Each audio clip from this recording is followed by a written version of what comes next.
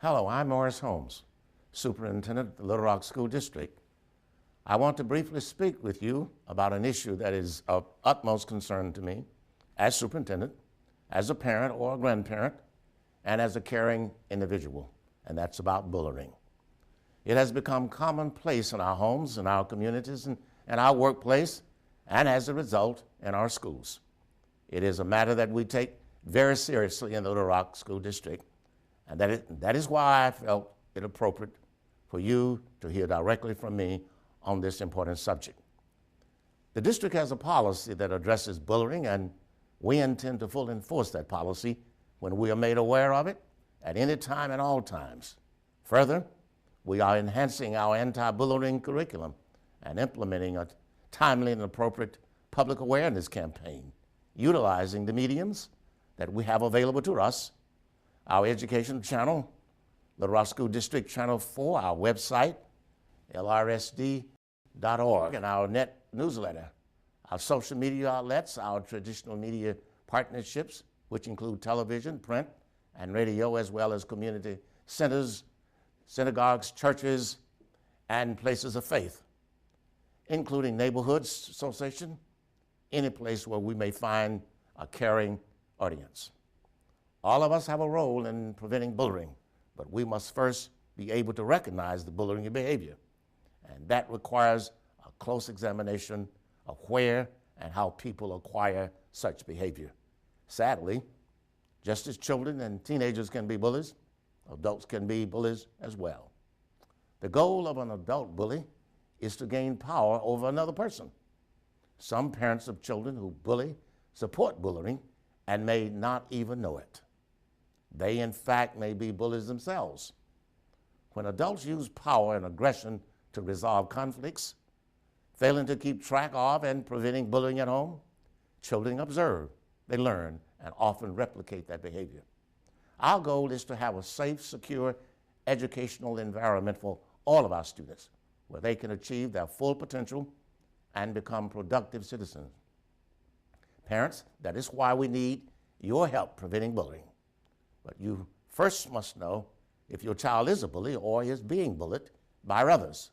Many parents do not raise the issue with their children, and many children do not discuss bullying with their parents. We hope you will begin to have open and frank discussions with your children. To help guide you in this process, the Little Rock School District has a number of resources in place. You'll find out more about these resources in a moment. But first, we'll hear from a psychologist who will help you better understand the root of bullying and its potentially devastating effects.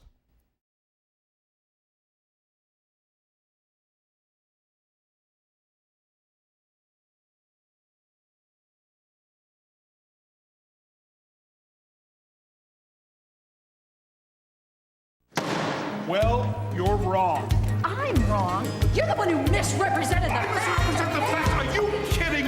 Your proposal is ridiculous. You have no right to call anyone. You are the everybody. worst example of Nick, politics. I stand for something. Flip-flop. I stand for something. Flip-flopper, flip-flopper. Your proposal is ludicrous. My proposal will go exactly the way I say it will. My dead body. We as humans tend to model what we see. If you see those interactions between the adults and your family, then you think that that's the way you're supposed to do it. In many ways, it can be us. So I think the first thing we have to do is take a good look at ourselves and to be able to see if there's anything that we're doing in our home, to our children, to the other people that we interact with that might be construed as bullying. Bullying can take a lot of forms. It doesn't have to be the parents who are physically aggressive, but the parent that tends to be more of it's a verbal sort of a power differential. You can't coddle kids. You can't just have nobody ever have any upsets.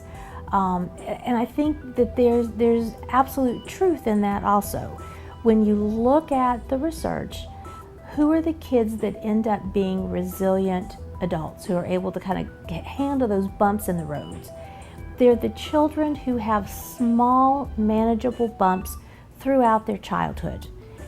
But when you look at how we're defining bullying, There's a whole host of research that shows these are not small bumps in the roads. And there are children that are really being significantly mistreated, if not physically, just emotionally. And this research that's showing these kids have anxiety, depression, lower self-esteem, more absences from school, suicidal ideation, those are not small bumps in the road. If we're changing the culture, we need to change the environment, we need to change the people who are sort of coming at them, but we also need to help change those children to help them be able to do this differently so they are prepared, they can be more resilient as they're grown up. To do that check in your household. Is there stress? Are there things that are happening inside of your family that is either creating more tension, so everybody's on edge, that everybody's sort of their fuse is shorter, or are there people that are sort of modeling some of this behavior? Probably having a family meeting and saying we're changing. We're having we're trying to make a new culture here, and really trying to do that as hard as somebody would try to lose weight, or you would try to quit smoking, or try to change your exercise habits. For some children that tend to bully, that they tend to not feel good about themselves. So the way they're getting that attention is more in a negative kind of way. So finding ways to praise them and give them some of that positive attention. But also, there are some children that don't know another way to interact with other people. So it's almost a skill deficit. So help giving them, not just punishing, but giving them the behaviors to replace those negatives with can also go a long way in helping them make those good choices.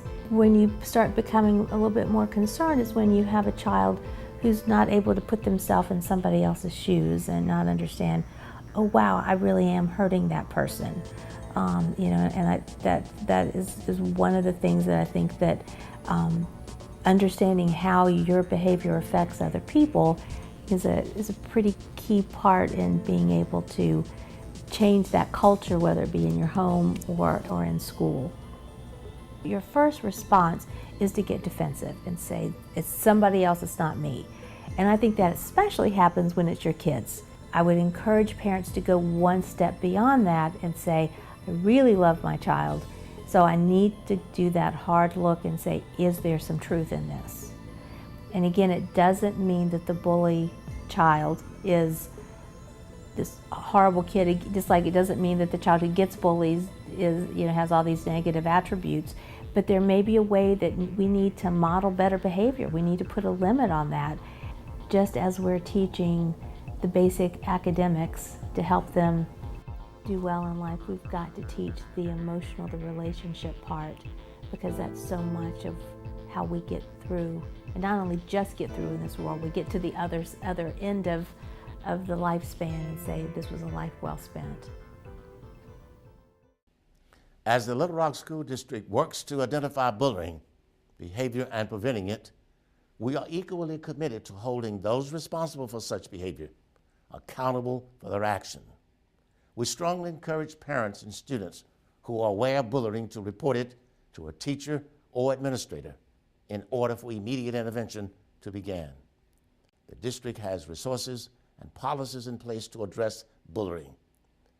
More information and list of those resources can be found on our website, LRSD.org, under the Parents section. Little Rock School District has a policy against bullying of any kind, whether it be on the basis of race, ethnicity, sexual orientation, religion, or disability, and the district will investigate all complaints.